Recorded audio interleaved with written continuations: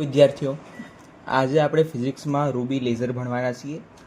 Ruby laser એ આપણો સિલેબસનો એક એવો ટોપિક છે જેનાથી આપણે ખાસી બધી વખત પૂછાયેલો છે. તો આપણે આ પાકો કરી દઈએ તો આપણે ખાસા સારા ચોખ્ખા માર્ક્સ મળી શકે.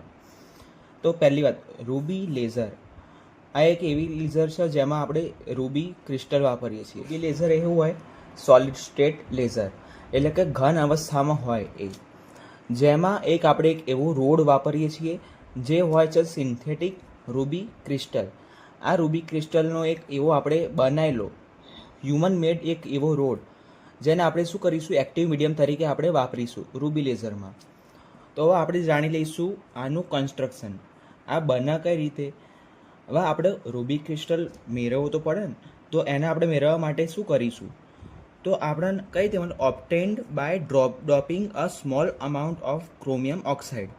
ક્રોમિયમ ઓક્સાઇડ નામનો એક એવો પદાર્થ જેને આપણે 0.05% બાય વેટ એટલી નાની જથ્થામાં આપણે લઈશું. શેમાં? Aluminium oxide Al2O3. આયર્યા સૂત્રો રાખીએ તો આપણે સારું રહે, ઇમ્પ્રેશન સારી પડે એક્ઝામમાં. તો આપણે Al2O3માં સ્મોલ અમાઉન્ટમાં આપણે નાખીશું ક્રોમિયમ ઓક્સાઇડ, જેથી આપણે રૂબી ક્રિસ્ટલ તૈયાર થશે. તો હવે એમાં સમ અમાઉન્ટ ઓફ એલ્યુમિનિયમ આયન્સ હશે.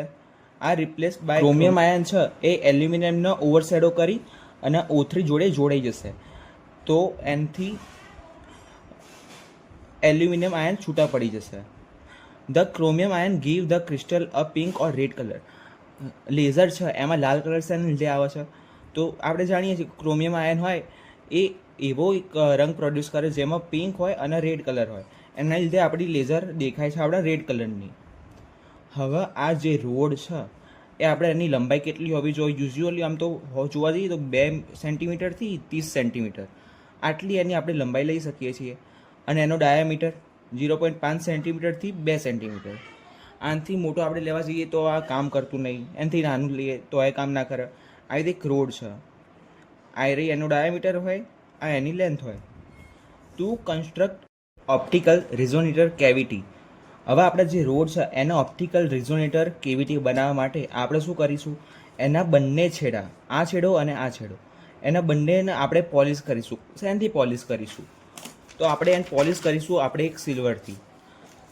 આ વન એન્ડ એક છેડો છે એને આપણે પૂરેપૂરો સિલ્વર તરીકે આપણે ઢોકી જ દઈશું એને, જેથી એક બાજુ પૂરેપૂરું સિલ્વર થઈ ગયું એટલે એક બાજુ એક લેયર બની ગઈ આમ.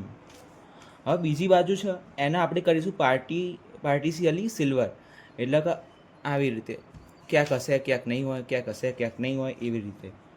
તો આ શું કઈ રીતે વર્તશે, ઓપ્ટિકલ રિઝોનેટર સિસ્ટમ તરીકે.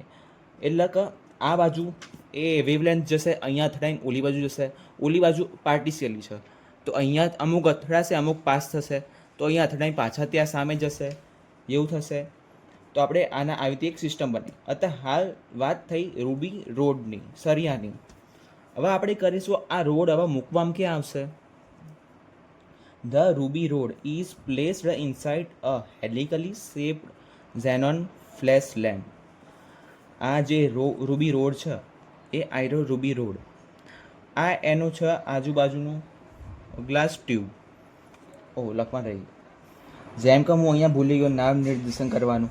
પરીક્ષામાં આ વસ્તુ સહેજે ભૂલાય નહીં, પરીક્ષામાં આ વસ્તુ કરવી જ પડે, નકર માર્ક સીધા કપાઈ જાય. સિલ્વર પ્લેટેડ, આ પૂરેપૂરું સિલ્વર પ્લેટેડ આવી ગયું. આ બાજુ આ છે ગ્લાસ ટ્યુબ, આ આયો રૂબી રોડ, આ છે પાર્ટિશિયલી પ્લેટેડ, આ આઈ laser.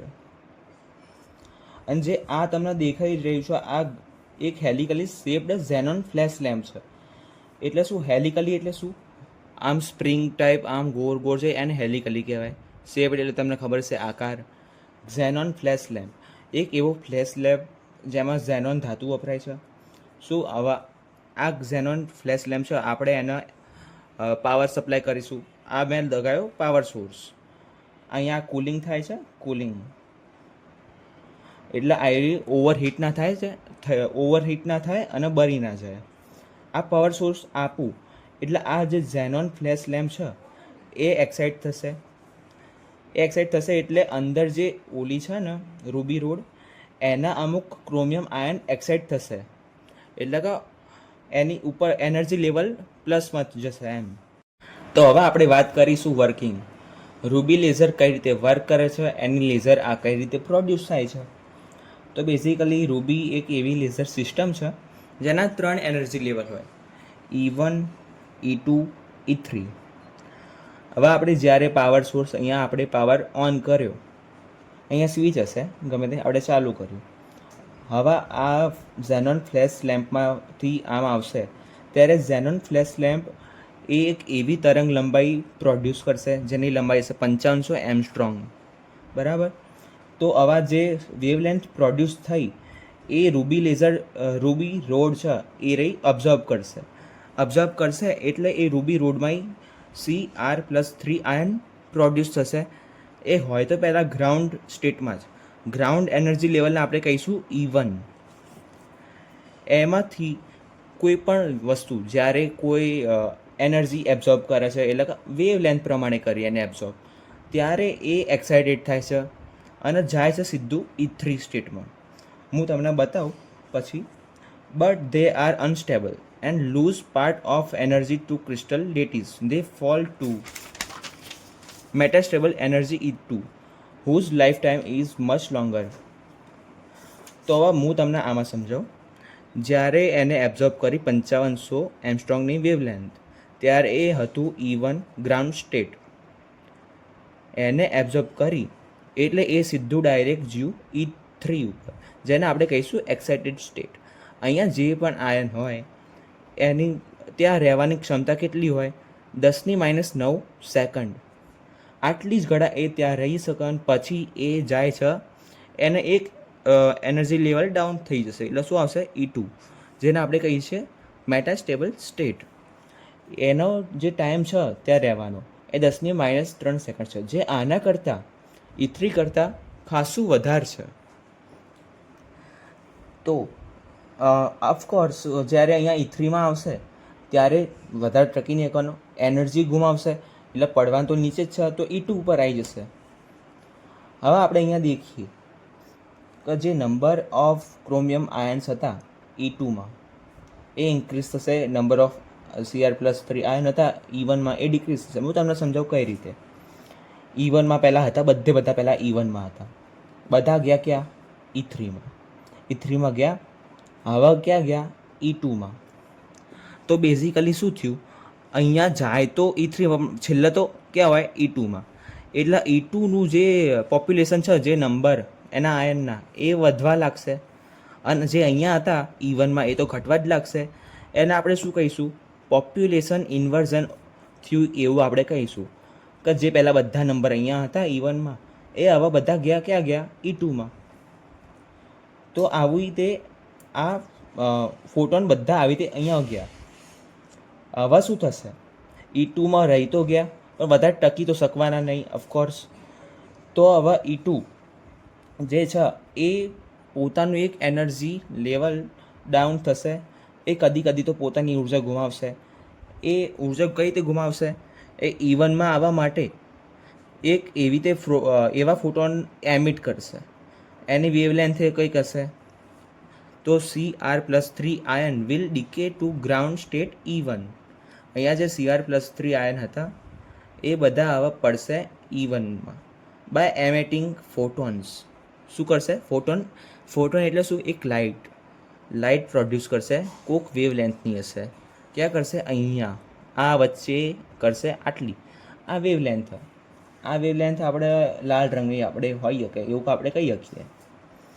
Now photons reflect back with silver plate and again reflects. હું તમને સમજાવું. આ જે આપણા આટલા સુધીનો આ મેન જુઓ, આપણા આયરા એમિટ કર્યા જેની વેવલેન્થ આટલી હતી.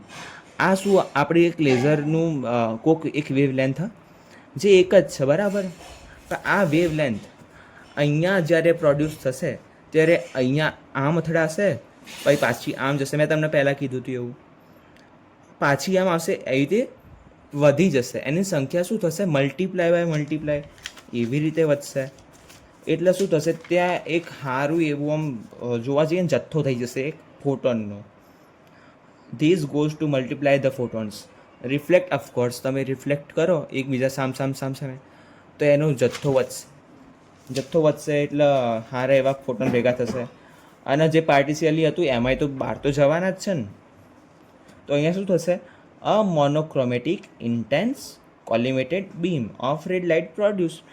આ જે લેઝર હતી અહીંયાથી આવા લેઝર પ્રોડ્યુસ થશે.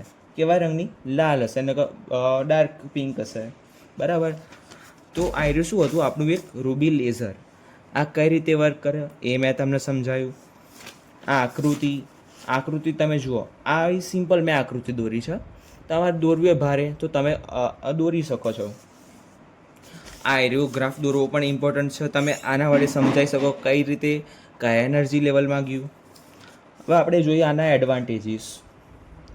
પહેલી વાત તો આ ઇકોનોમિકલી અફોર્ડેબલ છે. કોઈ એવો આપણે ખાસો એવો ખર્ચો આવતો નહીં, તો આપણે આને વાપરી શકીએ છીએ. 3D hologram can be ઓબ્ટેન્ડ. જે 3D હોલોગ્રામ હોય એના આપણે બનાવી શકીએ છીએ. High quality holes of drilling. આ એની બધી એપ્લિકેશન જેવું છે. બરાબર.